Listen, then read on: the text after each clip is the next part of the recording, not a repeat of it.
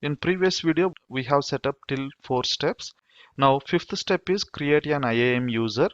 Let's jump into our AWS console.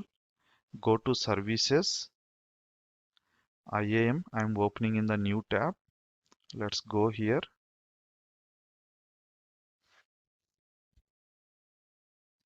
And go to roles because we are creating roles over here. Create a role. This role we are going to attach to EC2 instance. So select EC2 instance. Then we should attach the policies. So we should attach EC2 full access.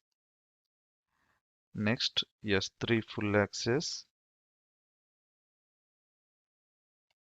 Route 53 full access. And IAM full access. These 4 policies we should attach. Next to tag. Name I am giving it as a Kubernetes role. Next, Kubernetes role. Okay, and you can see here we have attached 4 policies for this role. Create a role. Now let's attach this role to our EC2 instance.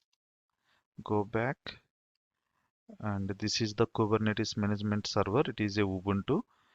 Actions. Go to instance settings, attach and replace IAM role. Here we should choose Kubernetes role. Apply. That's it. Now let's execute AWS CLI command. That is the next step. So AWS configure we need to execute. AWS configure. I'm still on my Ubuntu system, and you can see it's asking for access key. We don't need because we have attached role. Secret access key also. And region, I'm going to work on Mumbai region. So Mumbai region name is AP South 1. And output, let it be JSON. By default, it is a JSON output. So we have set up our Ubuntu system to create Kubernetes cluster on our AWS account. One last thing we need to do, that is to create a Route 53 record set. So this is done, this is done. Next, create Route 53 private hosted zone. Let's jump in again onto AWS console, services. Route 53 comes under networking. So here we have Route 53. I'm just opening a new tab. So no hosted zones we have so far. Go to get started now. Create hosted zone. So we are using Veloxy.net as our domain, and it is private hosted zone. While choosing private hosted zone, you should choose your region as well. In our case, we are using Mumbai region. Create it.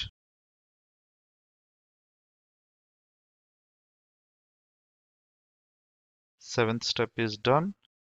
Eighth step, we need to create our S3 bucket. Let me open services. Let me go up. Under storage, we have S3. So let's open this. So far, I don't have any buckets on this account. Let's see. Yep, we don't have any buckets. I can create bucket from here, or else I can run AWS CLI command from here. Let's execute AWS CLI command. Let me copy this one. Sorry. So AWS S3 MB, nothing but make bucket, and URL of the bucket. What do you want to create? And if this bucket is not available, it throws an error. Hopefully it is available. I have given the name as a demo Kubernetes Veloxy.net, and even my cluster name also I'm going to use the same, so that would be easy to recognize. Yes, we got this bucket, make bucket. It is successful. And if I go and refresh in my AWS console, yeah, we can see that. And now it is empty. Once we run kops command, we can see some of the configuration files. Let's go back. We should export it so that our kops can able to use it. Kop state store is equal to our S3 bucket. Let's execute this command to export our S3 bucket. and generate key pair, because these key pairs are used to log into our Kubernetes cluster. If we don't create it, we cannot able to log into our cluster later point of time. So we must generate keys. So I'm generating keys, and it creates under .ssh directory, and you can see ID RSA pub. So this ID RSA pub get copied onto Kubernetes cluster. So by using this key, we can log it. All right. Now let's go back. Execute the cops command to generate Kubernetes cluster definitions. So let me copy this one as it is.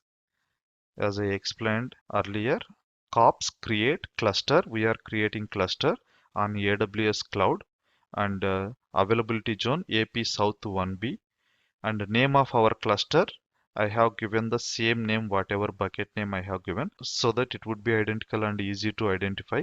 Then DNS zone, Velaxy.net, and DNS, it is private. Let's execute.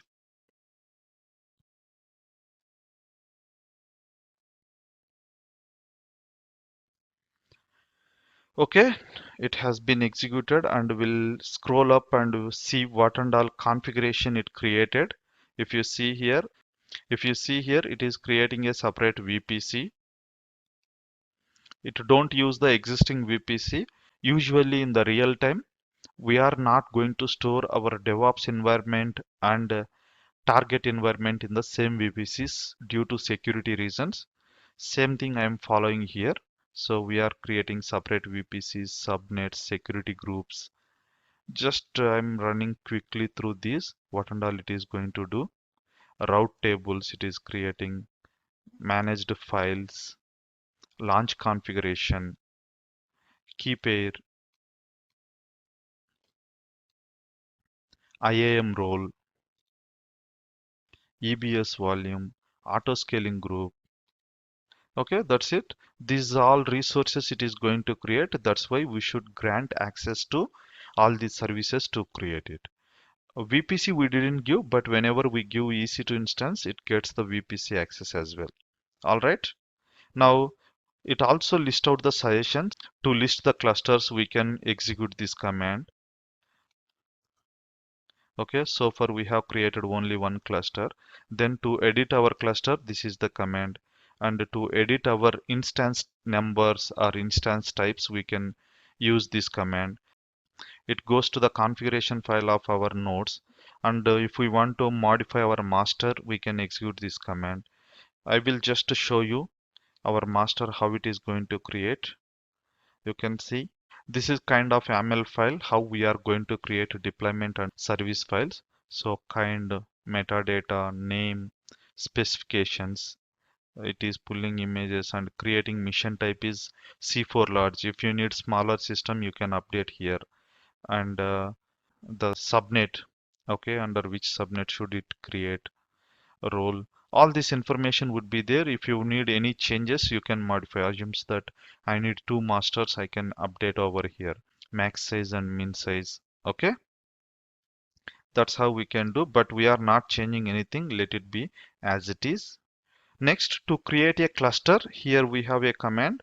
So it also says that finally configure your cluster with cops update cluster minus minus name, cluster name followed by minus s option. Whenever we execute this command, then only our cluster is going to get create. Let's execute and go and see. Let it run, and we see in the system level what's happening. Here it is going to create new files. Okay, you can see here one folder got created, and if I go, some of the files are there, and IAM role we have created this, and these all were existing ones. And if we see, two more roles got created, and go to route 53, we have created these two records. By default it comes. Now let me refresh it. We can see additional routes got created, and if I go to instances also, we can see the additional instances are getting launched. Yes, you can see here node demo, and one more also node demo. One master, two nodes are getting created. And also if we go down, it also creates launch configuration. Nothing but due to some reason any of these systems goes down, it creates automatically. You can see here C4 large, T2 medium, and auto scaling group also got created, so that in case of any failure occurs to these nodes, it is going to recreate. Fine. This is how we can create our cluster. We'll wait until it comes up. So whether it completed the setup or not, we can see that one by executing this command. You can see here, still it is in error state. Once it is ready, you don't get this error. Once systems are ready, we can log in by executing this command. Okay, this will log into our master node, or else instead of using the DNS name, we can directly use the public IP of our master server. If I go to AWS console, this is our master server and we can take this public IP and log in. Either way will work, and also we can manage our cluster from here itself because it is a Ubuntu system and we installed kubectl commands. Okay, from here we can execute kubectl commands, or else we can log into master. There also we can install kubectl and manage our cluster. Either way would be fine, but I would be using my Kubernetes master server to execute all these commands rather than managing from Ubuntu system.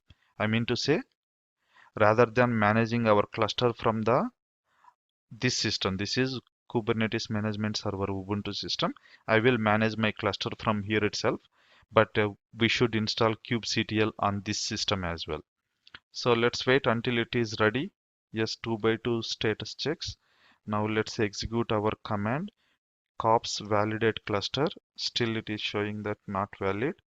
Wait for some more time because it is saying that please wait 5 to 10 minutes for a master to start. Okay, here if you see master C4 large nodes T2 medium and two nodes it is creating under AP Southeast 1B. Okay, it is getting ready.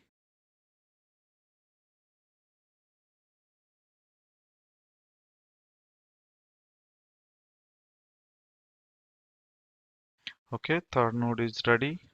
Let's execute now. Yes, we can see now all the systems are fine. Now it is showing that our Kubernetes cluster is ready. Let's connect to our Kubernetes cluster. So we have a command. Let me get that. So this is the command to connect our Kubernetes cluster. And if you observe here, it is taking our ID RSA and logging as a admin user. We should not log in as a root user. We should log in as a admin user. Yes, I want to connect. First time I'm connecting, and you can see here admin I have logged into 126. And if I go and check this IP address over here, my cluster IP is 126. Yes, 33.126. That is cluster master IP. All right, our cluster is ready, and if I exit, I'm on my Ubuntu system. Let me clear the screen, and if I run kubectl get nodes is the command to know about your nodes. We can see here we have one master, two nodes are there, and it's created around 3 minutes ago. That's all for this video. In next video we are going to see how to work with the kubectl commands.